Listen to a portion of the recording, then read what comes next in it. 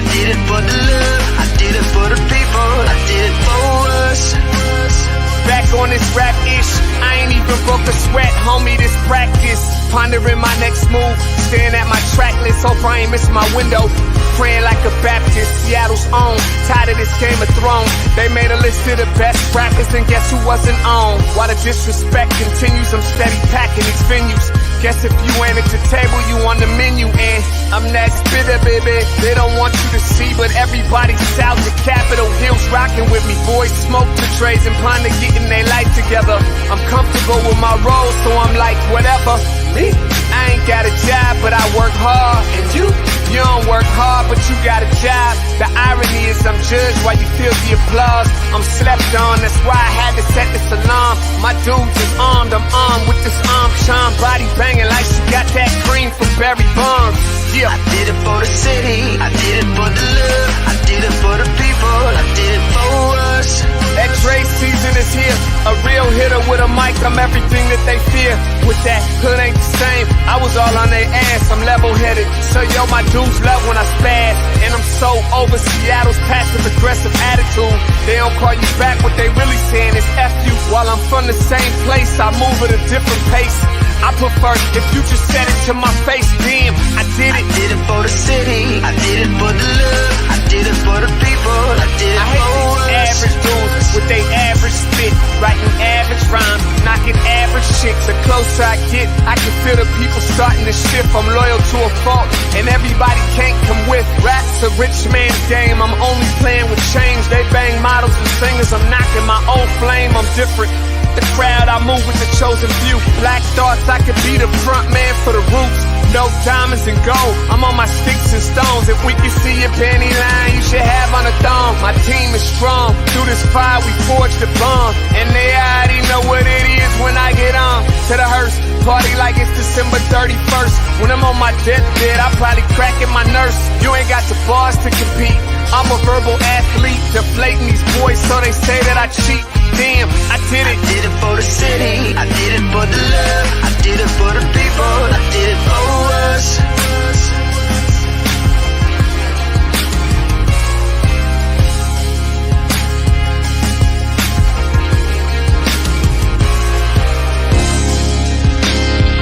Yeah. I should probably start by apologizing for the long wait, man. You know, I know I be tripping. But I'm not just a rapper, I'm an artist. And, you know, my creative process is a little bit different than most. Nonetheless, I want to welcome everybody out to the Dre's Experience. I got TCF in the building, my whole camp's here with me. I got the band in here laying this cool-ass vibe. And I'm Seattle's own. Let's get into it. I say to you, community, let's take up space. We weren't supposed to make it through the vast Atlantic or back to the door of no return. So shine like the gold in our skin and the first porch light ever lit. 'Cause we lit and we stay lit. It is with love that everything we touch is ablaze with brilliance. We made jazz and had the blues so hard we're still nodding our heads, but this time we sampled What a Wonderful World. What a way to escape the pain and revel in joy. To the Marsha P. Johnsons who woke up our pride. To the Jimi Hendrix who burned his guitar. For the tennis-playing sisters, for those who didn't make it. And I promise not to fake it. We still want our 40 acres, a mule, and reparations. To the barbers and stylists who still carry on tradition. For the laughter through the tough times, the dead and the living that we hold sacred. To be a people who built empires out of sticks and stones and turned the names they called us into songs. We are still here.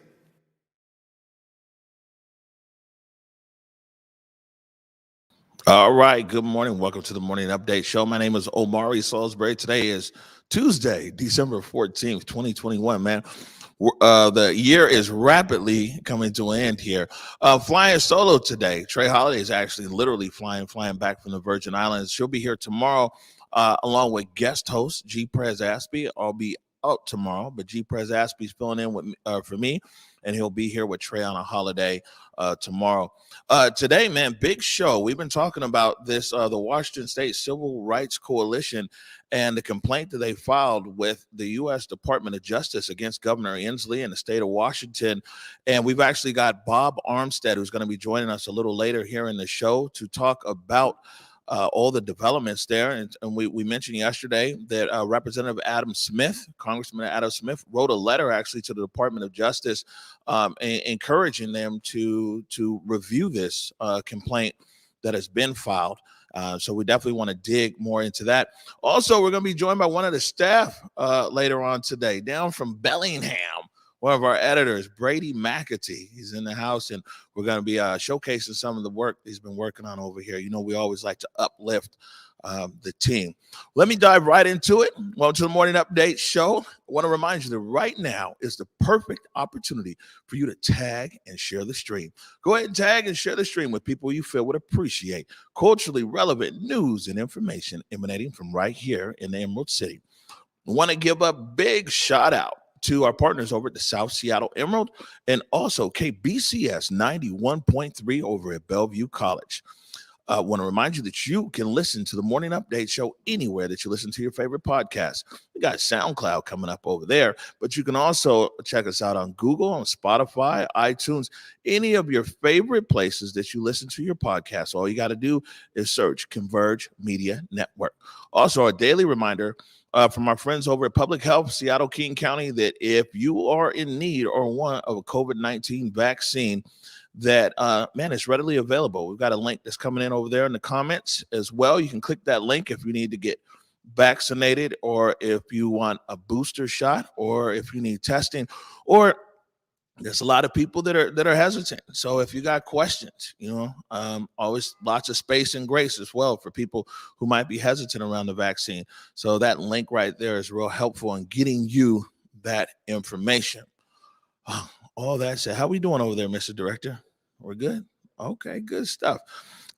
So I got to give a shout out here. So yesterday, the big fella, I know so many people, you follow Jake Gravbrod. He was in Hawaii. He's been in Hawaii, and some of this stuff is just amazing that he's been capturing over there. I fear we're going to lose Jake to Hawaii here over time because he really loves it out there. So Jake was out yesterday, and it was a big day for us. We had the Pacific Northwest Ballet was in the building, and we'll put this up here first. We had our photographer filling yesterday named Liv Lyons, and we'll put this in. Liv, there's actually wrote a blog post. You can go to we've got a link right there we can put in there about her experience coming here to the Black Media Matters studio. It was real nice yesterday. And actually, we got a few photos that Liv took. We'll put those up. Yeah. That's Cece right there, one of the ballet dancers. And that's Damiel. And she got him on the wall. Good. You know, it's a big deal to get on the wall. And so big shout out to Liv Lyons. And you can go to our blog, wherewecomverge.com/post. And you can read her thoughts. It was her first time here in the studio, and she has a blog post up there right now.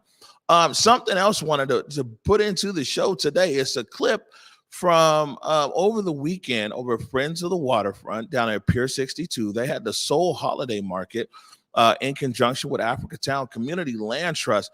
And I wanted to spotlight this. And we're going to be pulling out quite a few clips from that. But it's up and coming company. And this is one that if you've been following us here on Converge from way back, you know, Po' Boy and things like from way back. And Besa Gordon caught up with Sean Silv and Onika Gilmay there at Pier 62 and talked a little bit more about their business. Hey guys, we're back, and of course we are still at Pier 62 for Soul Holiday Market. I'm Besa Gordon, and right now I am being joined by the owners of Po' Boys and Things. How y'all doing? Tings. Okay. Po' Boys and Tings. All right. If you want to introduce yourselves and then also give us a little story about Po' Boys and Tings. Yes, ma'am. My name is Sean Silv, owner of Po' Boy and Tings. That's my lady. I'll let her introduce herself.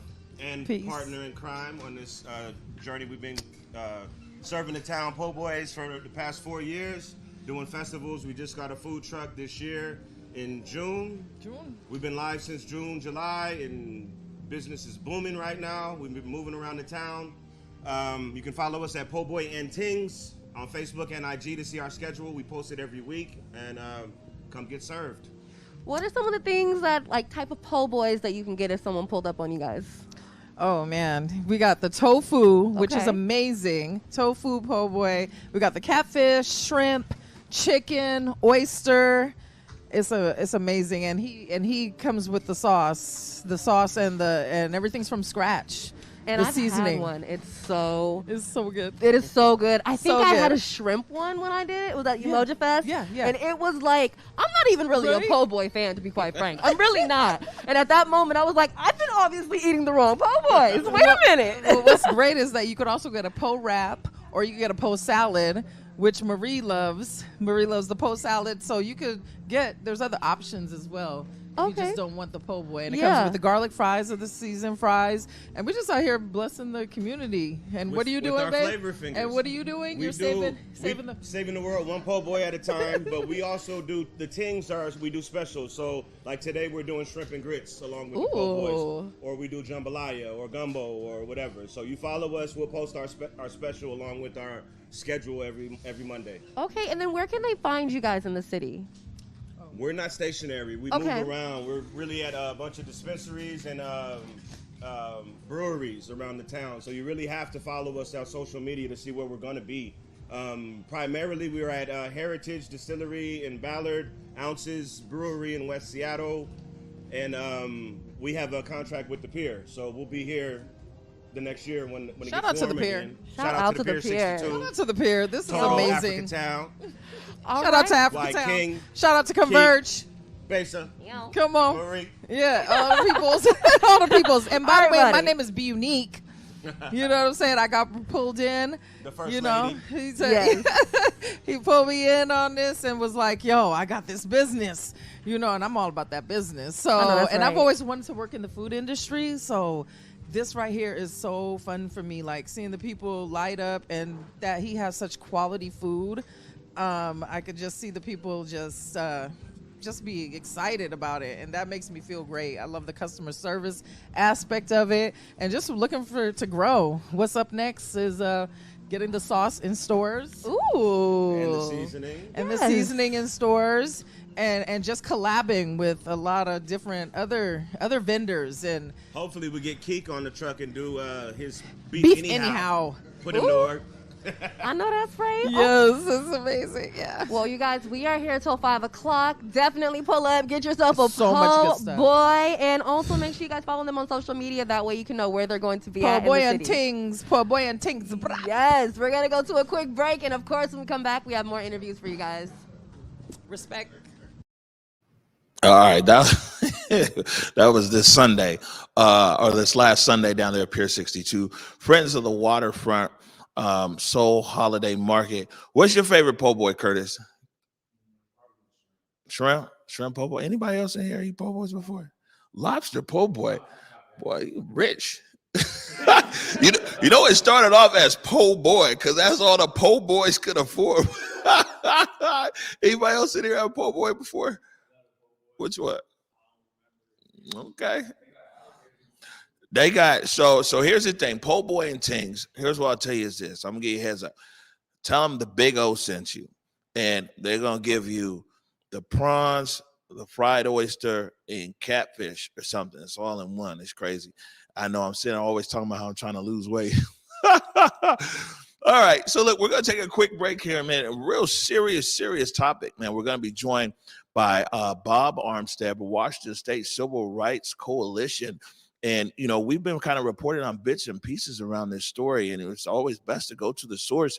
Like I said, man, they filed a complaint with the Department of Justice against Governor Inslee in the state of Washington, a discrimination complaint. And I mean, somebody's paying attention out in Washington, D.C. Congressman Adam Smith has also written a letter to the Department of Justice asking them to consider it. We're going to take a quick break right now. When we come back, we're joined by Bob Armstead. You're watching the Morning Update Show. Hey guys, Besa Gordon here, and before heading to Belize, Trey Holiday and I had to make sure we linked up with our good friends over at Market Street Shoes to, of course, grab a few things for the trip.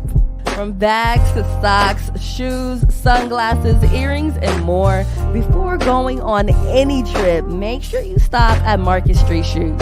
Trust me, you'll find just what you need to make your trip not only enjoyable, but fashionable.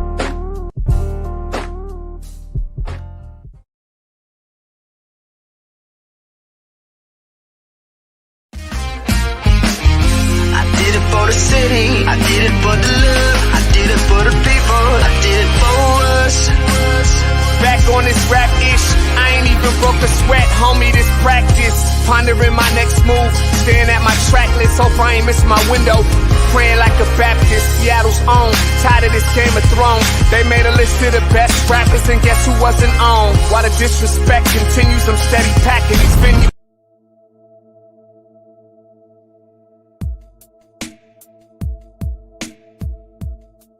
Converge Media produces culturally relevant content for Black and urban audiences. Our coverage is raw, transparent, and objective, praised by community leaders, government officials, and residents. Support Converge Media today via Venmo, Cash App, or PayPal at Converge Media.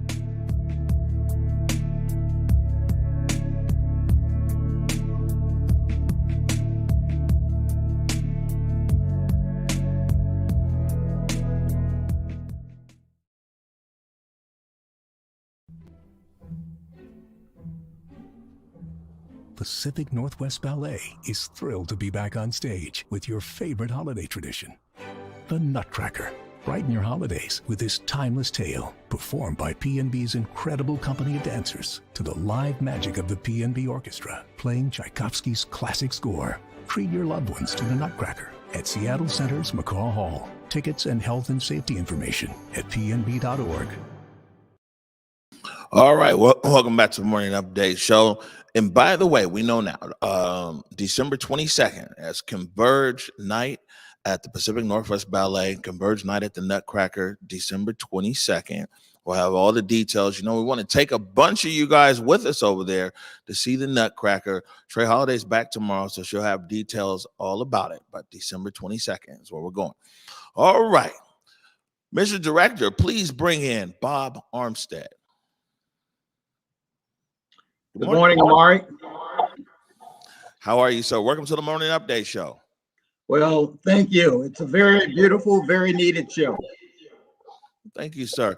So, first, I'll let you give an introduction of yourself to our audience and tell a little bit about your organization, and then we'll talk what's going on. Okay. My name is Bob Armstead, and I am a member of the Washington State Civil Rights Coalition. The Civil Rights Coalition, CRC, as we call ourselves, is a coalition of civil rights organizations, the clergy, veterans groups, small business associations, and other interested parties in the state of Washington. Okay. And now we've been, like I said, we kind of been reporting on bits and pieces of this because the documentation is, what's the word, voluminous? it's a lot of stuff. And, you know, haven't been able to get through everything. But what we've been reporting on is that your organization has actually filed a discrimination complaint against Governor Inslee and the state of Washington. Maybe you could tell us more about that. Yes, I can. And before I start, I would like to say that there are 21 organizations and individuals involved in this complaint. I am speaking on their behalf today. And if it's okay with you, I would like to mention who they are. Yes, sir. Please do. Okay. Reverend Dr. Carrie Anderson from First AME Church, Bishop Zachary Bruce, pastor of Freedom Church, Claude Burfet, first vice president of the Seattle King County NAACP, Dominique Davis, executive director of Community Passageways, Bill Dickens of the Black Collective, Ernest Dunstan, President Emeritus of the Seattle Breakfast Group. Hayward Evans, co-convener, MLK Jr. Commemoration Committee. Reverend Dr. Robert Jeffrey, pastor, New Hope Missionary Baptist Church. Jonathan Johnson, President, Tacoma, Washington, NAACP. Richard Johnson, Kent, Black Action Commission. Roberto Jordan, Chair, Festival Sandiata. Raymond Miller, Chair, NAACP Armed Services and Veteran Affairs Committee, Alaska, Oregon, Washington. Sade Moore, Chair, Seattle King County Martin Luther King Jr. Organizing Coalition. Lyle Quasim, Chair, Seattle Pierce County Back Collective. Eddie Rye Jr., co-founder, Black Contractors Coalition, Community Coalition for Contracts, and several other things. Robert Stevens, Commander, Seattle Chapter, National Association of Black Veterans. Reverend Dr. Paul A. Stutes Sr., Senior Pastor, Trinity Baptist Church. Pastor Lawrence Willis, President, United Black Christian Clergy. Reverend Dr. Harriet G. Walden, Founder, Mothers for Police Accountability. And Bishop Reggie C. Witherspoon, Church of God in Christ, Seattle, Tacoma jurisdiction. Now, I was about to say that's a lot of different people and organizations there, sir. Yes, it is. And we all have had the same experiences. We are all part of community-based organizations whose membership have had the same types of discriminatory practices against them that has caused the very disparate impacts that we've had in our community. Those of you that have been around probably less years than I am a little older than most of you, remember what the CD was like composed to what it's like now. These discriminatory practices have caused substantial demographic changes in our area.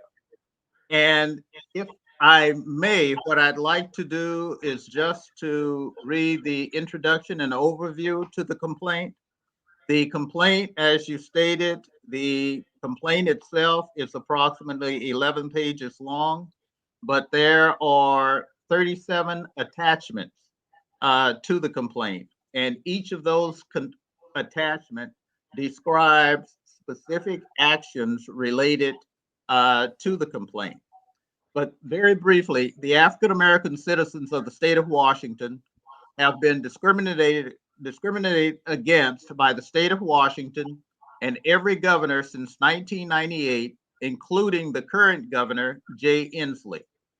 The state and its governors have attempted, actually used Washington State Initiative 200, I-200, adopted a state law, RCW 49.6.400, as justification for their discriminatory practices. I-200 is a state law that was enacted to not allow lesser qualified persons to be hired or contracted with overqualified persons.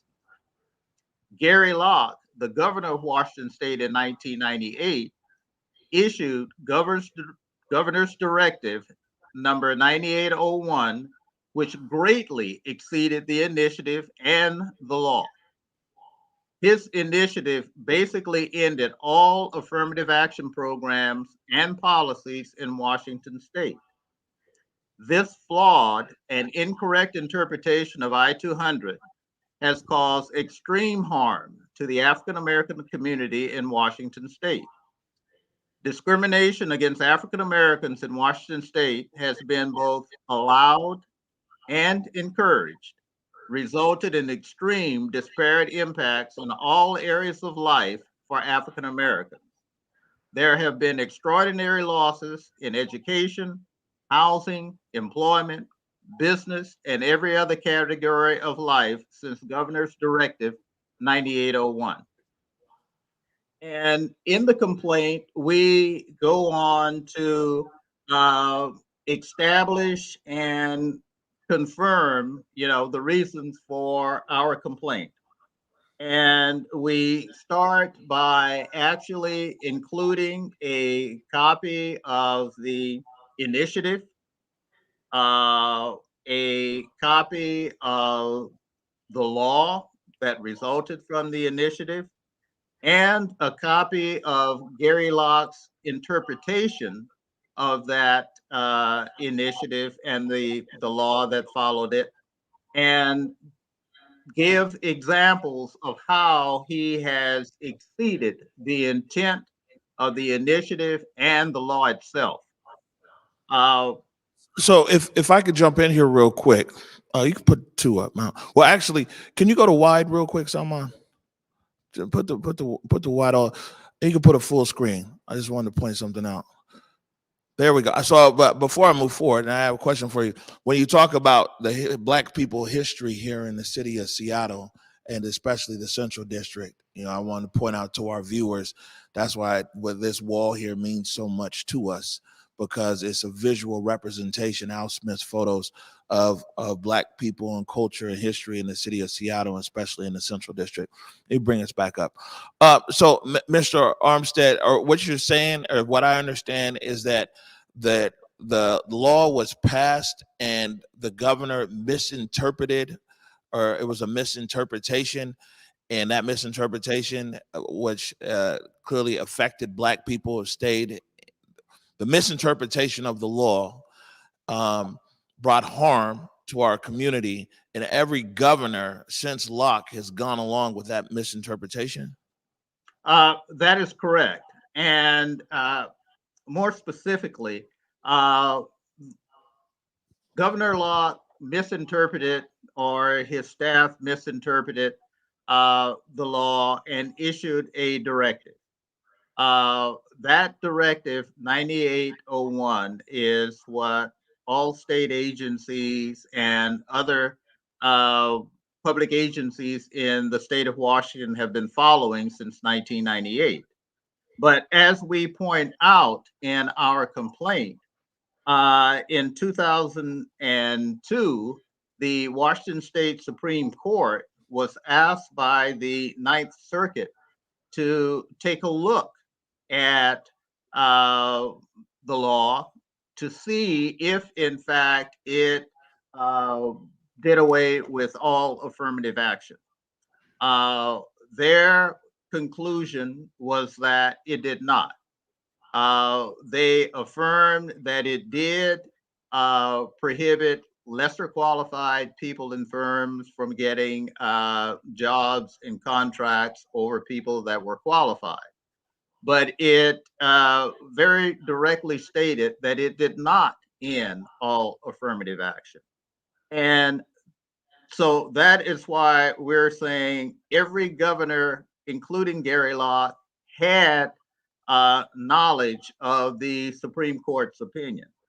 But in addition to that, the Washington State Attorney General issued an opinion where he very clearly stated that I-200 and the law 49.60.44 did not eliminate all affirmative action in Washington State.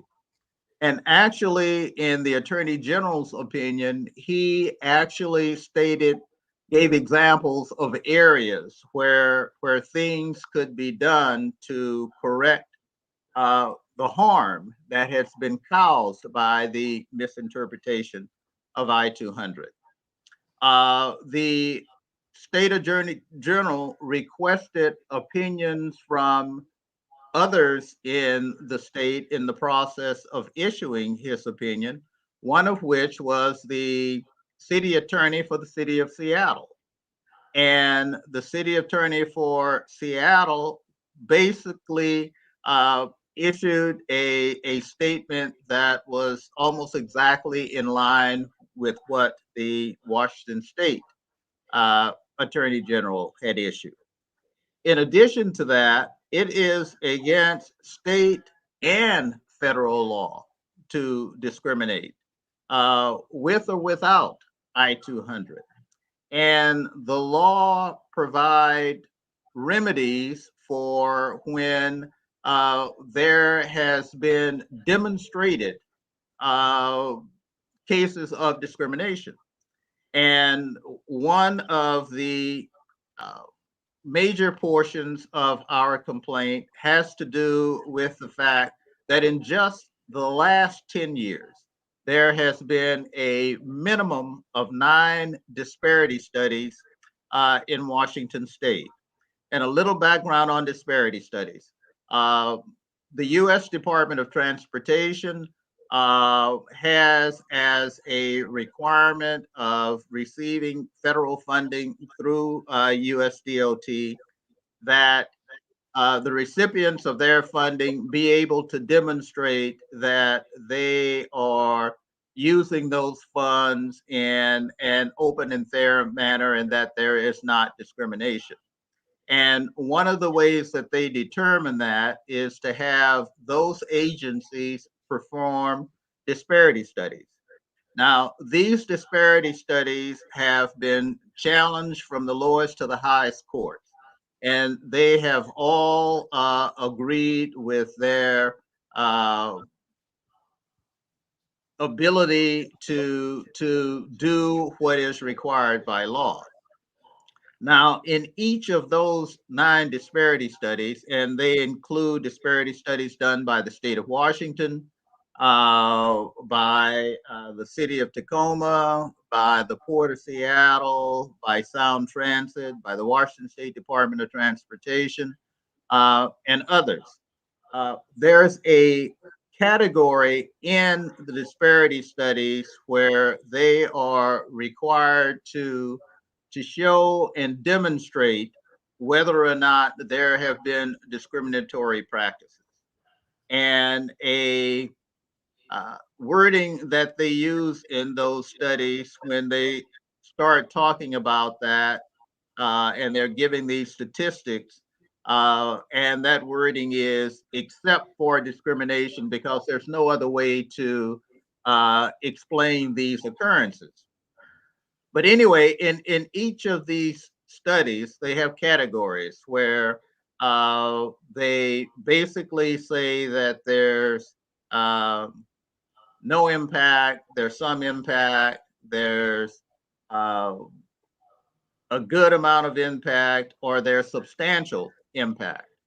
In the case of African Americans, in each of those studies, it shows that there have been substantial impact due to discrimination and other practices that have led to these disparate impacts.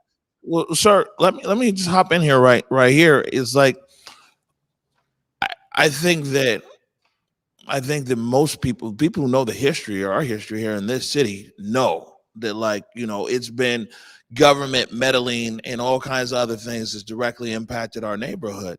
And even it's words on paper, kinda, but with this House Bill 1918 that went through in 2019, where it outlined, passed both houses unanimously and signed by Governor Inslee, where it said that, like, hey, there's been actions taken or by government that directly impacted in a negative way the legacy Black community in the Central District of Seattle.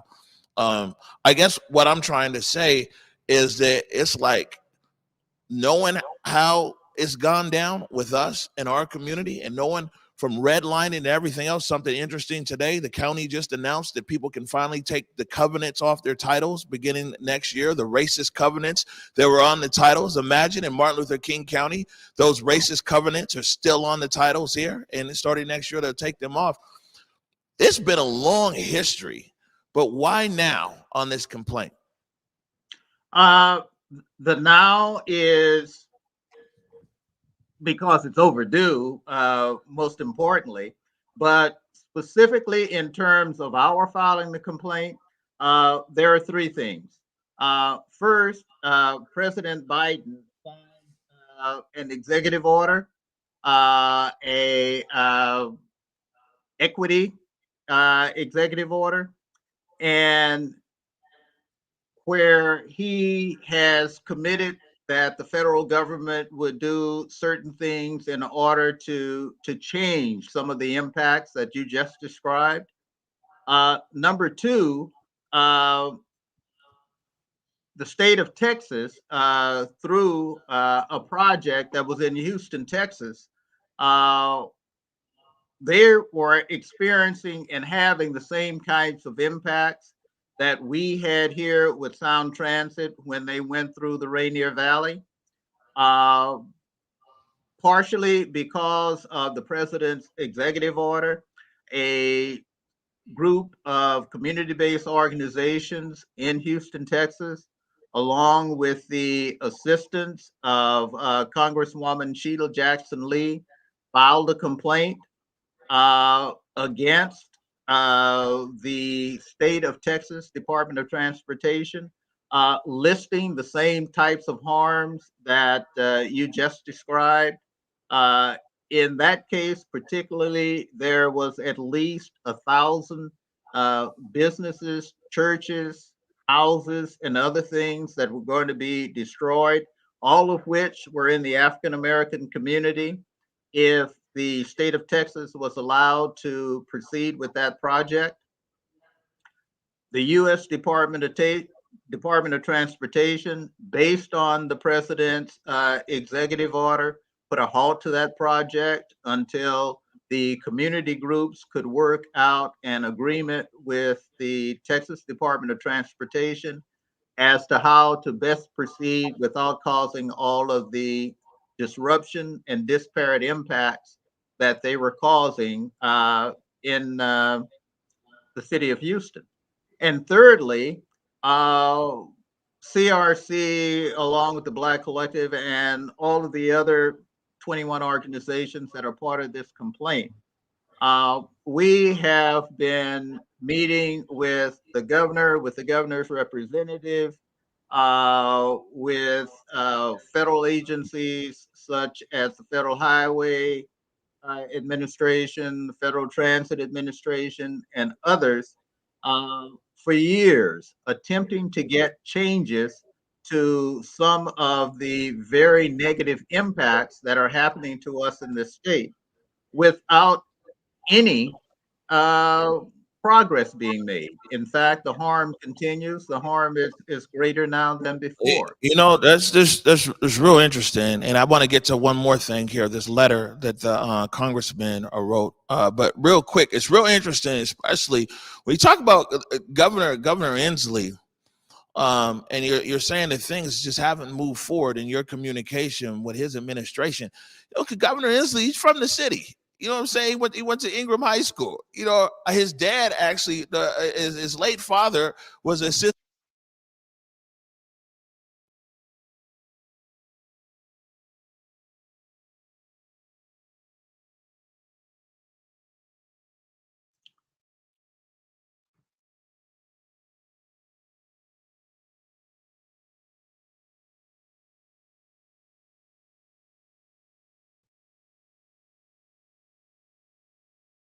Lost the audio.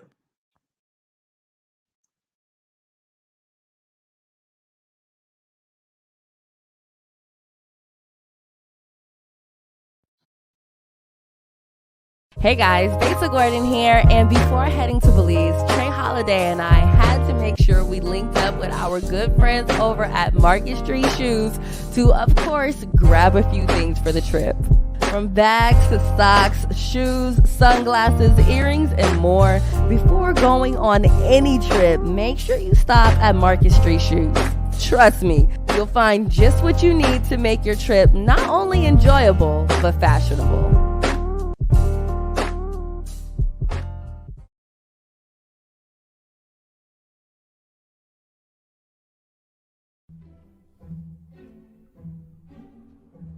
Pacific Northwest Ballet is thrilled to be back on stage with your favorite holiday tradition, the Nutcracker. Brighten your holidays with this timeless tale, performed by P&B's incredible company of dancers to the live magic of the P&B Orchestra, playing Tchaikovsky's classic score. Treat your loved ones to the Nutcracker at Seattle Center's McCaw Hall. Tickets and health and safety information at pnb.org. All right. Can you hear? I think we're back right now. Can you hear me, sir? Yes. Yes, sir. Okay, fantastic. So what I was saying though, and I'm not sure where our audio dropped off, and a good save over there, guys, is that Governor Inslee, he went to Ingram High School. His late father was the coach, 1955 Garfield High School champion, was assistant coach, the 1955 Garfield championship team. I think that he mentioned one time he might still have that trophy at his house. So it isn't like he ain't seen his whole life black people and the central district and everything else. And so it's real interesting to me that you said that it's been failure to progress with Governor Inslee and administration down there, especially when this last session he proclaimed an equity budget of wanted to put hundreds of millions of dollars out there to maybe repair past harm. But here you guys are with documenting clearly all these things to the point that you've now pushed it to the Department of Justice. It's just a surprise to me that things haven't proceeded with Governor Inslee. And Omari, the third point is exactly that. We had not been able to get any affirmative action in terms of addressing the problems here in Washington State. So we started talking to members of the Congressional Black Caucus, some of whom served with Jay when he was in the Congress. And they were surprised and appalled to hear, our statements to the effect that we had to start supplying documentation to them. And when they saw it, their response was, "My God!" But then they told us, we cannot do anything for you until and unless you're willing to file a complaint with the Department of Justice. So that was the third motivating factor in our deciding to submit this complaint. And now we're going to put this up here real quick. We have an overlay. This is a letter from Congressman Adam Smith to the Department of Justice and really asking them to consider this complaint that you filed. And so clearly at the highest levels, this complaint is being taken very seriously. It is, and we hope that it's taken more seriously. We understand that both the state and the governor, who are the focus of this complaint, will start doing whatever they can do to squash or mitigate the complaint. So one of the things that I would like to ask of you and your audience is, Adam Smith is my congressional representative, and as they were able to see in the letter, he addressed the fact that I, as his constituent, had approached him about this.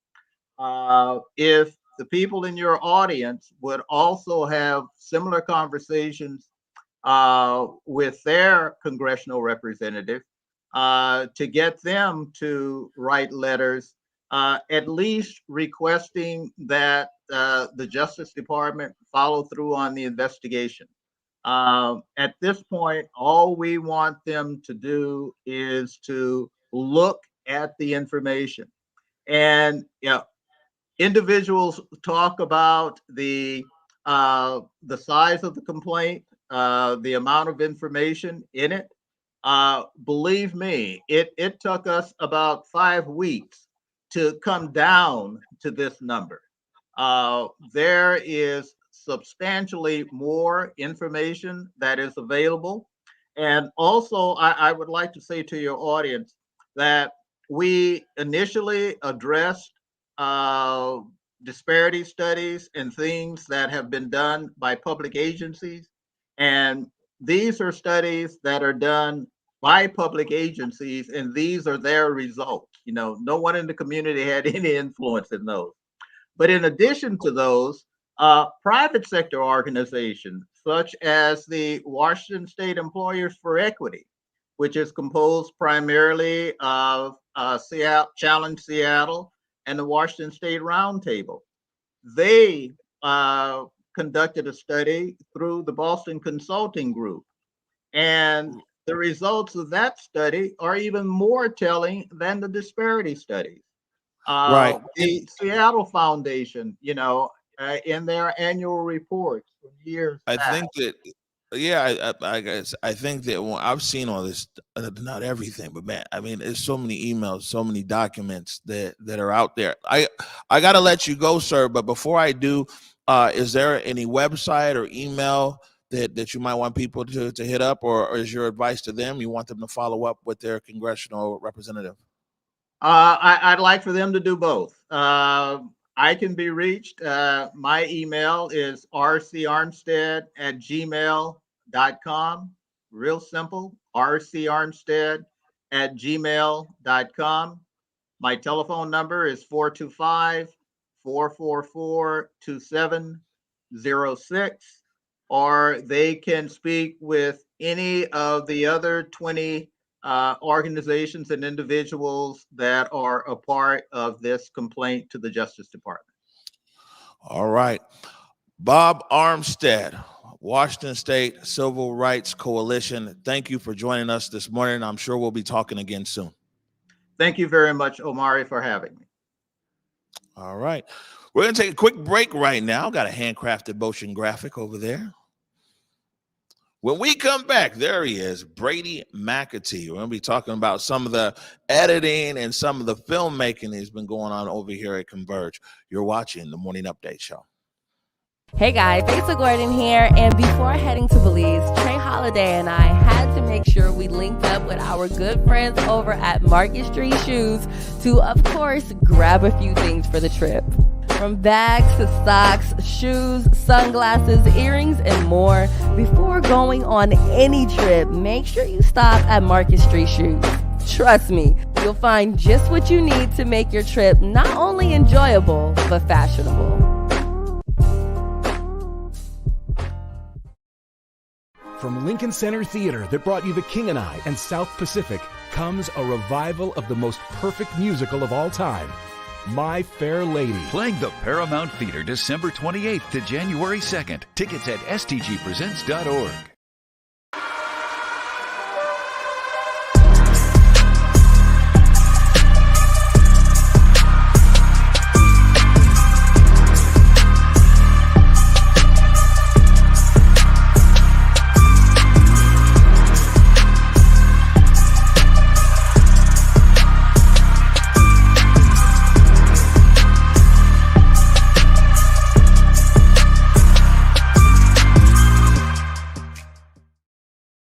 All right, welcome back to the Morning Update Show.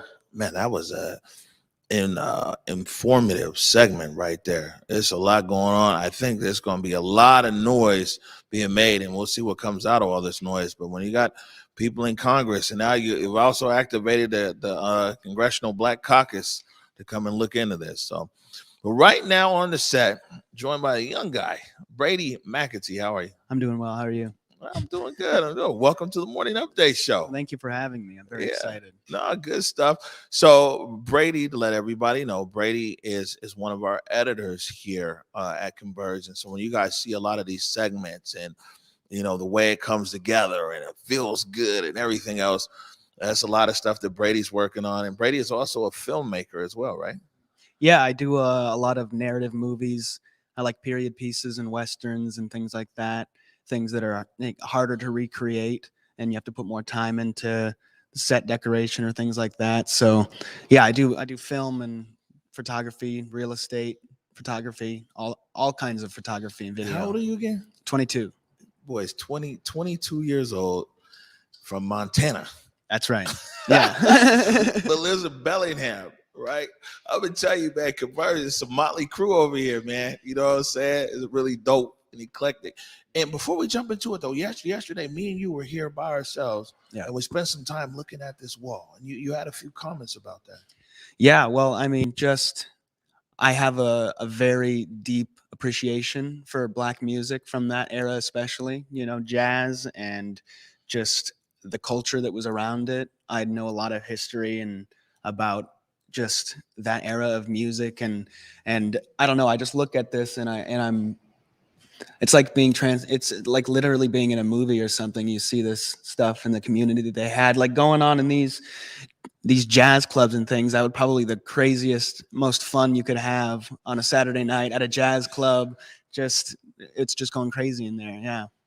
All right, good stuff. All right, so we want to play some. We're actually premiering something right here. This was actually shot about 6 weeks ago. Steve Hickey and Salman Abukashi went over to Spokane, Washington, and caught up with Ginger Ewing of an organization over there, arts organization called Terrain. And we have you here because you were the editor on this segment as well. This is Terrain Spokane. Terrain is about 13 and a half years old. We started as a one-time annual event, had no intention of starting an arts organization, but here we are.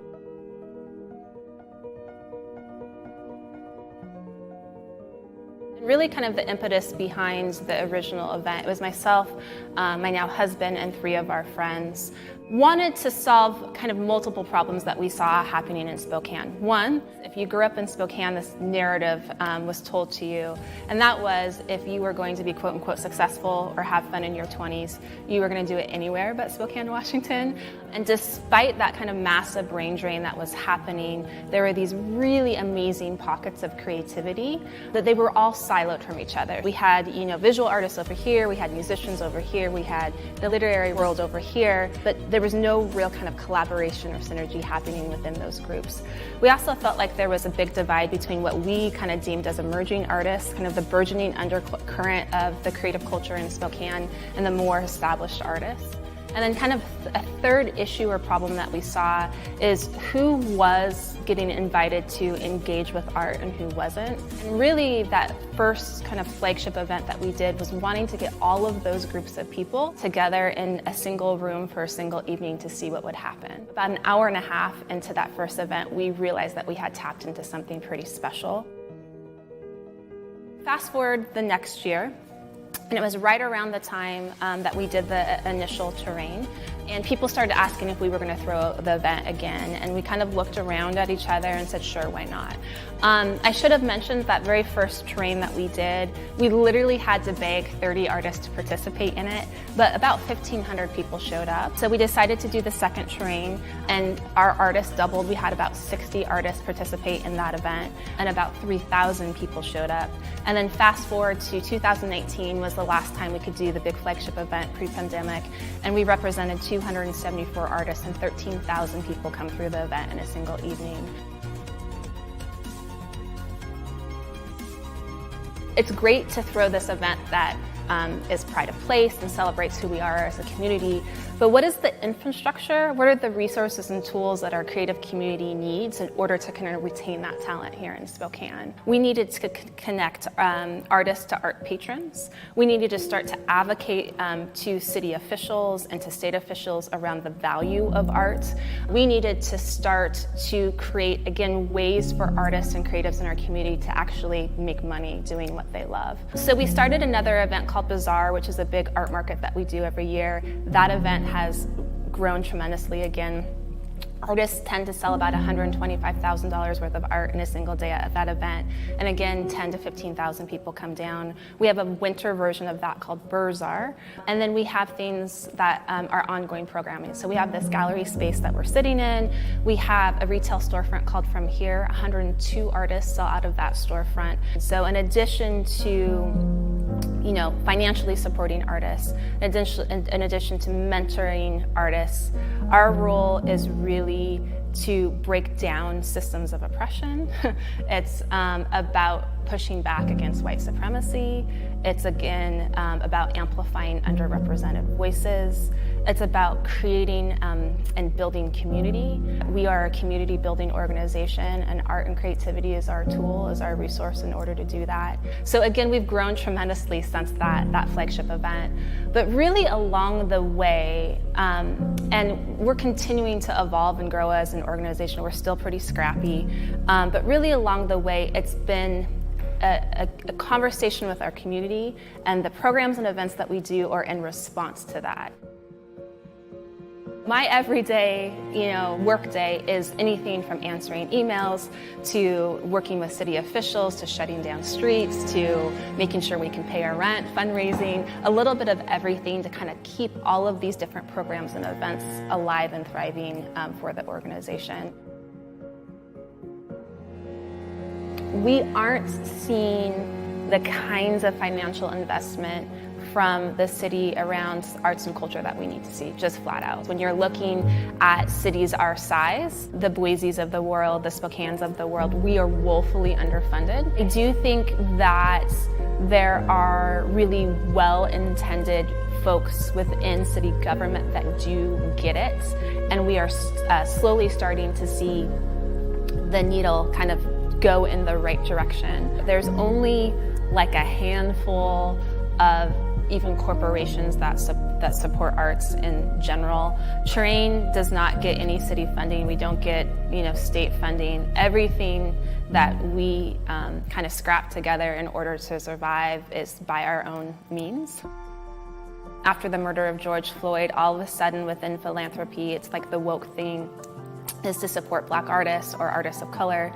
And to be truthful, some of the thoughts that I've had, and again, conversations with artists reflect this, is where have you been? We've been doing this work always. How do we do the work that we are trying to do? How do we welcome the financial support that we need in order to do our work within the confines of a white supremacist, patriarchal, hierarchical structure? At one point, I literally was like, we gotta make Terrain a B Corp and not a nonprofit.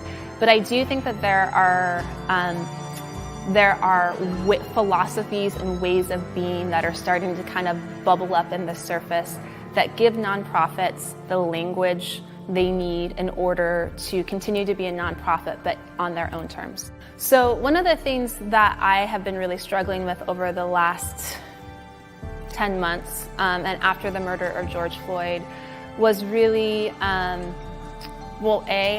was more angry than I have ever been in my entire life. And part of my kind of lens and perspective was I really felt really strongly that Terrain's position and role in this community and our work spoke for itself.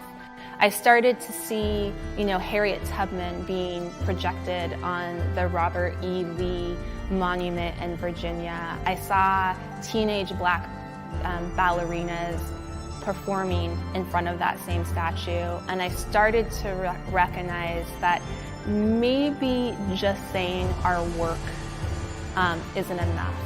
Maybe it was my role as a Black female arts administrator in a very white town. Maybe it was my job to use this platform to lead the revolution.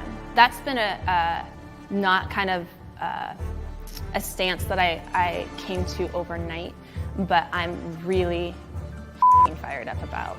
Sorry, you might have to bleep that out.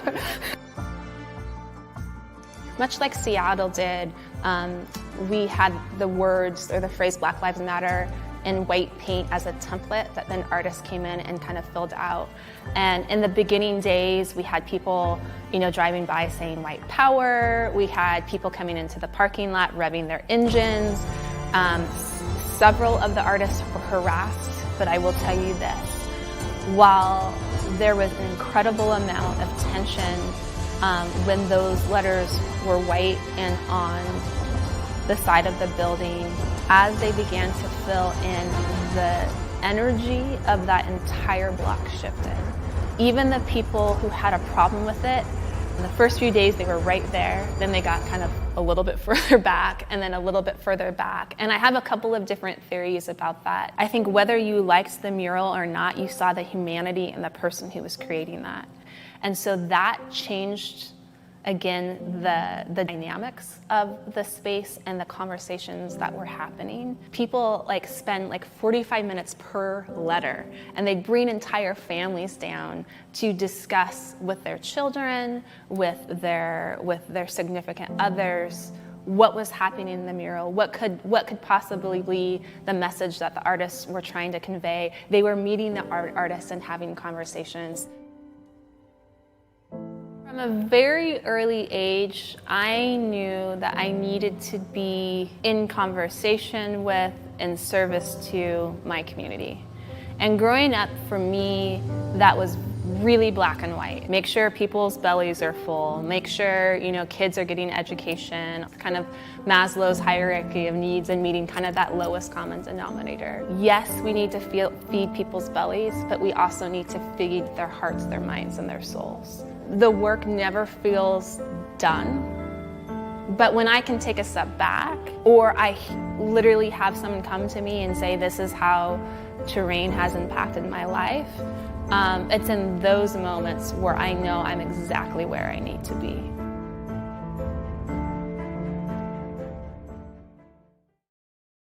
All right, Terrain, Spokane, Ginger, Ewing.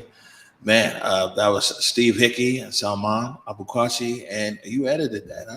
Yeah, that's right. Yeah, it was a really good project to edit. Ginger had a lot of good stuff to say. And all the stuff that came out of Spokane. So Francis Scott, they named the elementary school over there after a black woman, Francis Scott. He did that.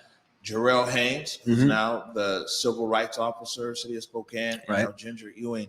Now, what are some of your takeaways from like these stories? I mean, you came when we first connected, like you say, you making, and you still do, making films, about cowboys and the Wild West and everything else. And then we connected. I'm like, yo, I got these black stories out of Spokane. How can we make them shake? And you've done an excellent job on all three of them. Well, thank you. I think the first video that we worked on together, it definitely took me a little time to get used to telling real stories, because I'm more used to telling fake stories or written narratives, cowboy movies, whatever. And I've never worked on something that's real and that's human and that's, impactful like that. And so, the first video, it took a little trial and error to get it right. But once we did, I think I've got a good handle on what Converge, who Converge is, and what the goal here is. And I have a really good time editing, and it gets better each time too, Definitely gets better each time. Also, you made it down to Belize with us too. Yeah, that was awesome. That was the greatest moment of my life up until now. That was awesome. All right. So one other thing here before I let you go, I know we're going to go a little bit overtime here, is we thought that this is a great opportunity for us to kind of show off your skills as a cinematographer.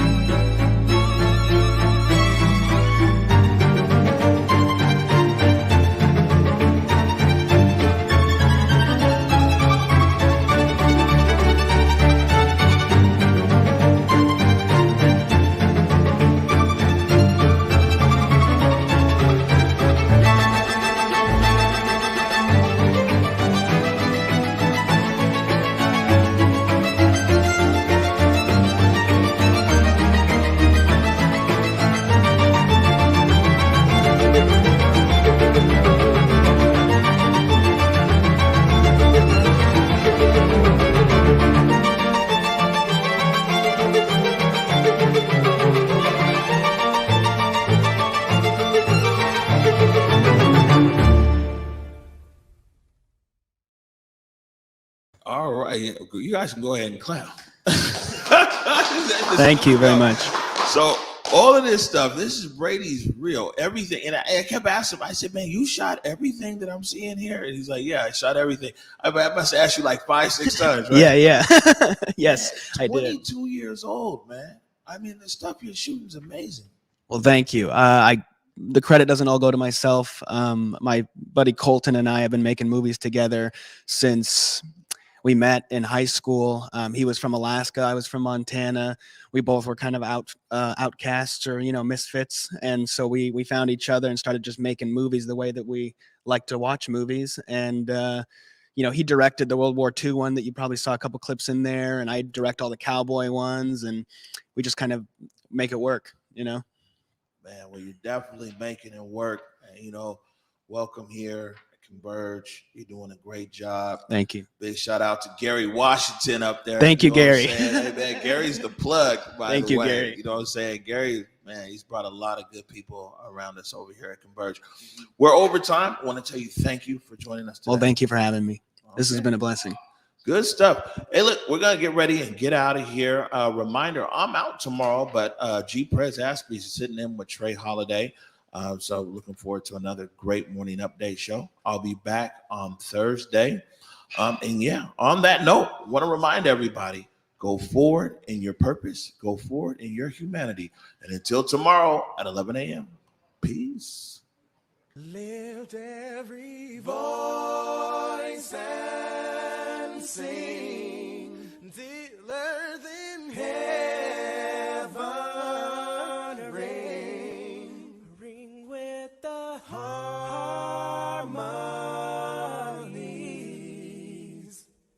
of liberty. Let our rejoicing rise as the listening skies. Let it resound loud as the rolling sea.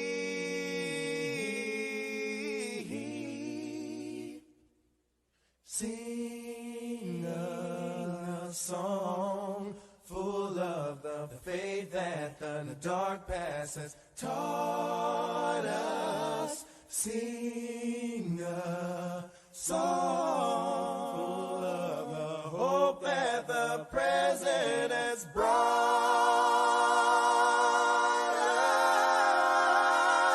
us.